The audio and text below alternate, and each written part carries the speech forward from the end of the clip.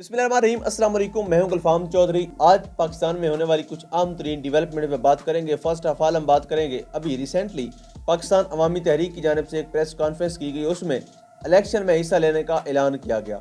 याद रहे कि पाकिस्तान अवामी तहरीक डॉक्टर मोहम्मद ताहिर अल कादरी साहब की तरफ से बनाई जाने वाली तहरीक है, जो पोलिटिकल पार्टी है और हमेशा से उन्होंने इस सिस्टम के ख़िलाफ़ जिद्दोजहद की है। अगर हम ओवरऑल बात करें तो उनकी ये आवाज़, इस सिस्टम में तब्दीली की आवाज़ 1999-1990 से हम सुन रहे हैं। यानी इस पॉलिटिकल सिस्टम के ख़िलाफ़ डॉक्टर ताहिर अल कादरी साहब अव्वल रोज़ से हैं और उनका यह मानना है कि ये पॉलिटिकल सिस्टम कोलैप्स कर चुका है और इसमें कुछ चंद अफराद के मफादात हैं जो जुड़े हुए हैं।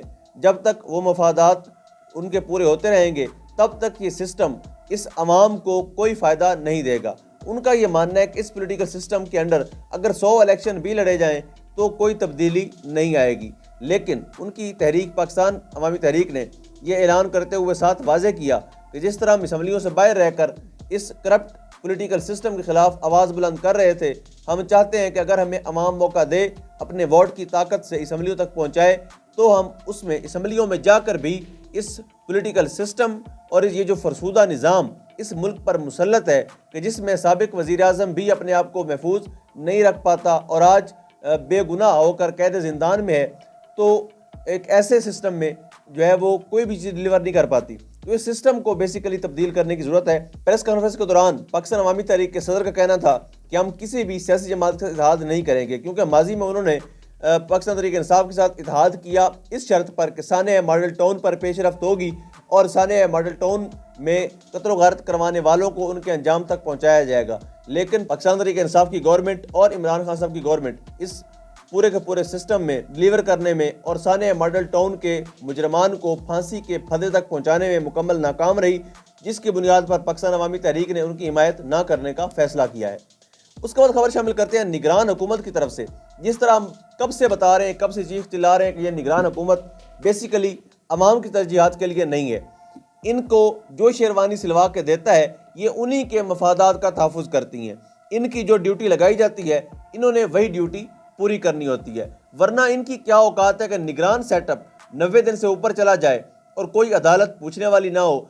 सबसे बड़े काजी फैज़ ईसा साहब भी इस चीज़ पर खामोश नज़र आते हैं, बल्कि वो कहते हैं कि ये असम्बलियाँ 90 दिन से आगे चली गई हैं लेकिन मैं इनको बर्दाश्त कर रहा हूँ। यानी उनकी भी मजबूरियाँ जो हैं वो नज़र आ रही हैं, कहाँ से अहकामात आ रहे हैं नज़र आ रहे हैं। अब वफाकी निगरान हुकूमत और वजारत दिफा ने फ़ौजी अदालतों में सिविलियंस के ट्रायल का फैसला जो सुप्रीम कोर्ट ऑफ पाकिस्तान के जजेस ने दिया था उसको चैलेंज कर दिया है। अब देखें कि पाकिस्तान में यानी जहाँ पर देखें कि एक फ़ौजी का ट्रायल सिविल अदालत में नहीं हो सकता, वहाँ पर ऐसा क्यों हो कि एक सिविल बंदे का जो ट्रायल है वो आप फ़ौजी अदालतों में करें।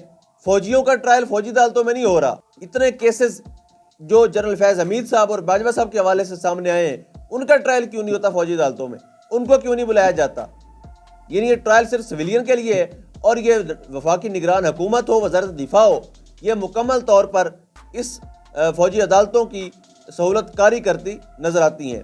सिविलियंस के हवाले से, अवाम के हवाले से इनके पास कोई पॉलिसी नहीं है, लेकिन जो बड़ों के अहकामात मिलते हैं उनकी बजावरी लाने के लिए ये हर वक्त हाजिर होते हैं। साथ ही खबर शामिल करते हैं हम इमरान खान साहब ने at the end cipher case में सुप्रीम कोर्ट से रजू करने का फैसला किया है। जिस तरह से हम इस्लामाबाद हाई कोर्ट का एक शर्मनाक किरदार देख रहे हैं, ख़ास तौर पर पाकिस्तान की हिस्ट्री में जस्टिस आमिर फारूक का करैक्टर जो है वो बिल्कुल मुतनाज़े है। यानी वहाँ पर अगर तो नवाज शरीफ साहब का केस जाता है तो जस्टिस आमिर फारूक साहब दरवाजे पे ही खड़े होते हैं कलम लेके हाथ बांध के कि मियाँ साहब का केस आए, फाइल आए और मैं साइन करके उनको रिलीफ दूँ, उनके सज़ा मुअत्तली के आर्डर आए और मैं फ़ौरन से पास करूँ।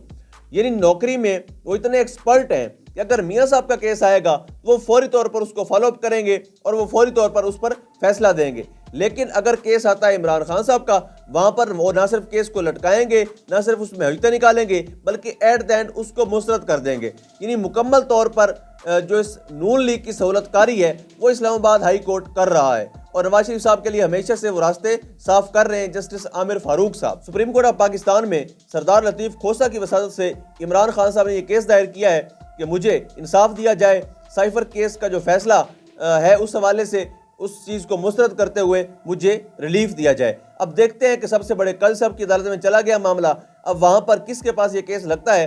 کیا اس کا سین بنتا ہے؟ کیا وہاں سے عمران خان صاحب ریلیف لینے میں کامیاب ہو پاتے ہیں یا نہیں؟ یہ ساری نظریں اس وقت سپریم کورٹ آف پاکستان پر لگی ہوئی ہیں اور اس کیس کے حوالے سے ان کا فیصلہ جو ہے معنی خیز ہوگا۔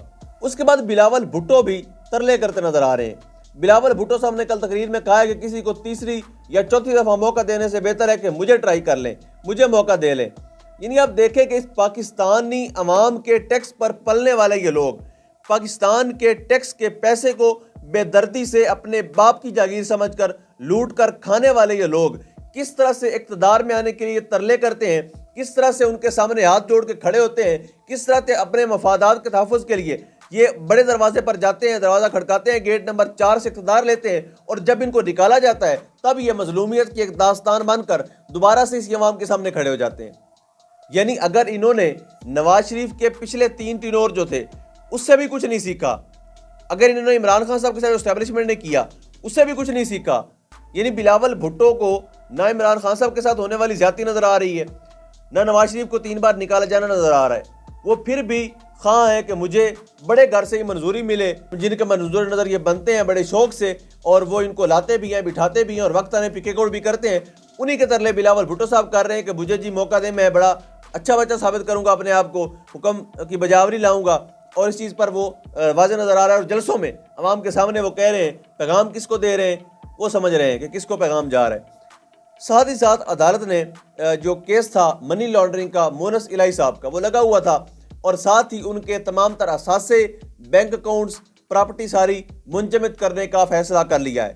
لیکن پاکستان کی عدالتوں میں یاد رہے یہ فیصلے پہلے بھی ہوتے تھے جب میاں نواز شریف صاحب اس ملک سے مفرور تھے، اشتہاری تھے، ملزم تھے، بلکہ مجرم تھے۔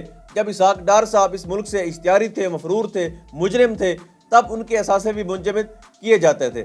لیکن جیسے ہی بڑوں کی منظوری ہوتی ہے، ہماری اطلاعات کے مطابق مونس الہی صاحب کو بار بار پریشرائز کیا جا رہا ہے کہ آپ پاکستان تحریک انصاف کا ساتھ چھوڑ دیں، ان کی پارٹی چھوڑ دیں، علیحدگی کا اعلان کر لیں، آپ کے والد کو بھی ریلیز کر دیا جائے گا، اور آپ کے اوپر بھی جتنے بھی کیسز ہیں ان کو بھی ختم کر دیا جائے گا۔ لیکن مونس الہی کے ایک ایبسلیوٹلی ناٹ نے یہ فیصلہ کرنے پر مجبور کروا دیا اس سسٹم کو کہ انہوں نے تمام تر اثاثے جو ہیں وہ منجمد کرنے کا فیصلہ کیا ہے۔ اب دیکھتے ہیں کہ یہ اثاثے کب تک منجمد رہتے ہیں، کیا مونس الہی صاحب کی صلح ہونے کے بعد ان کے اثاثے بحال ہو جائیں گے، کیسز ختم ہو جائیں گے، یا مونس الہی اس سسٹم کے آگے سرنڈر کرتے ہیں، یا خان صاحب کے ساتھ ڈٹ کے کھڑے رہتے ہیں۔ یہ فیصلہ مونس صاحب نے کرنا ہے۔ اللہ پاک وطن عزیز کا حامی و ناصر ہو۔ پاکستان زندہ باد۔